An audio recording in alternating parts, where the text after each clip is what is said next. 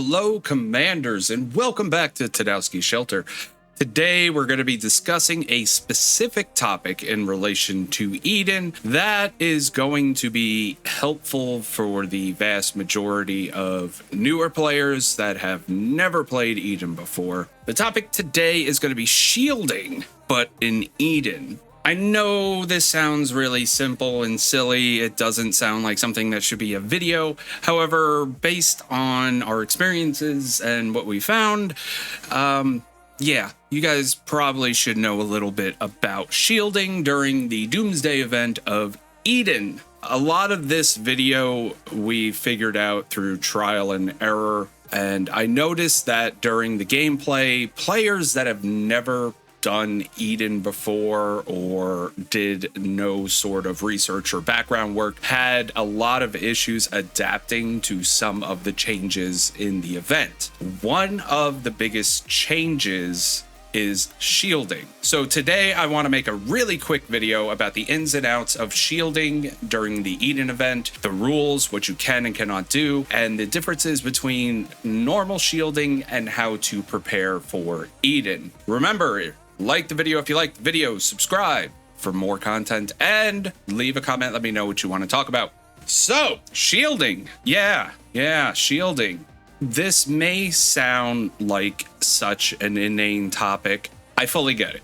But there are a lot of drastic differences between the normal gameplay and the Eden event that you need to be aware of before you get caught with your pants down. Yes, Eden is slower at times and very fast-paced at others. There's a lot of factors that play into the style of Eden, whether it is fast-paced or slow-paced. The map is made to hold every member of your Doomsday grouping. So we're talking about 10 different states. It needs to be large. Now, I plan to make more individualized videos in relation to the detailed specifics of Eden so that it can be summed up in shorter videos and easier to digest and find for the specific things you want to know, as opposed to one long, large video. Your base is not immune to being attacked.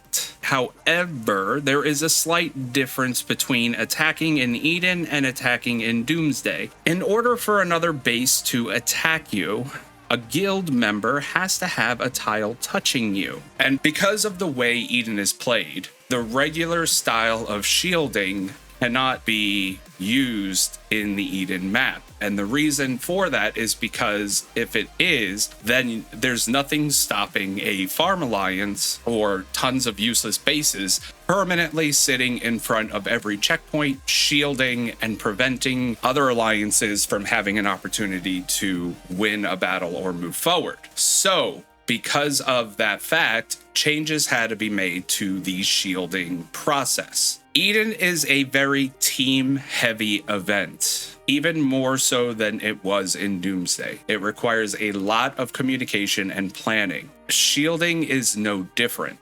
Shielding your base in Eden is completely different than what you may be accustomed to. First off, to shield your base in Eden, you cannot just use a normal peace shield as you would on your regular state map. There is a separate shield option in your base bonus menu that you will need to move to in order to shield your base in Eden. If you scroll down the list of base bonuses, you will see the Eden shield option. If you click on it, you're going to be brought to a new pop-up menu that will explain a lot of the basics. So what are they? First, in order to shield, you need to be able to charge up your shield for approximately an hour. So for 1 hour, you are limited in what you can do. You cannot attack any checkpoints or other bases, or your timer will restart from 0. You could be all the way through till 3 minutes left of your charge up, and if you make an attack, your timer will reset back to an hour. So for 1 hour, you have to basically be very cautious of what you do in order to properly ensure your shield will deploy. Now, once that 1 hour charging is completed, your base will then have a shield bubble around it. And during this time, you cannot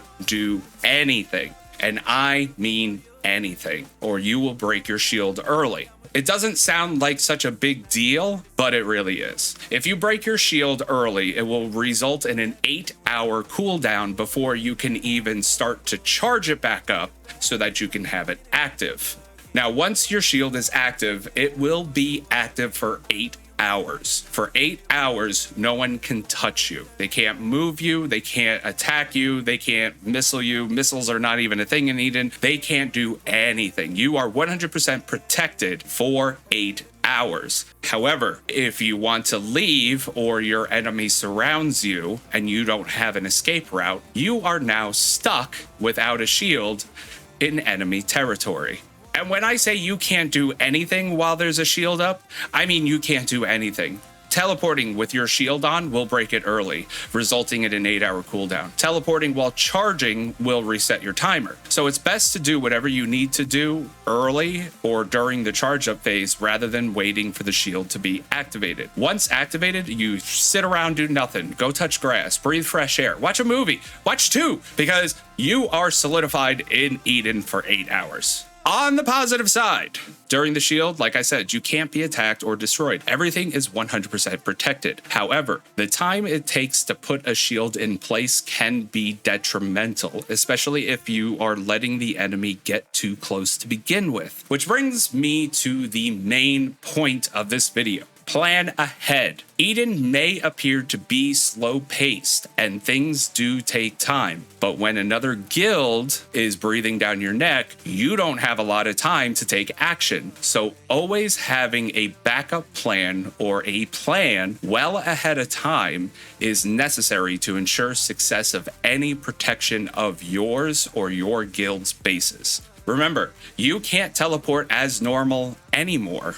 You must occupy a 2x2 tile area in order to build a teleport pad so that you can teleport to another area. Building a teleport pad can take anywhere from an hour and a half to 2 hours. Always having an escape route to a safer area is detrimental to your success. These are very important things to know and to take into consideration, because without the proper planning, it will result in you becoming part of the fallen status, which I will do more videos and we will discuss that. And at worst, it will isolate you and put you in the fallen status, which is far worse. That will leave you with very few options. So it is important to listen to your leadership, listen to the planning, stick together, and plan for worst case scenarios ahead of time. And that's it. Remember, like the video if you like the video, subscribe for more. Leave comments to let me know what you want to do, what you want to talk about. I'm going to try and focus more on these shorter Eden topics because there's a lot of details that get missed or may not be known, and we can get it to you. So remember, help each other out, share the information, look out for each other, and most importantly, be safe out there.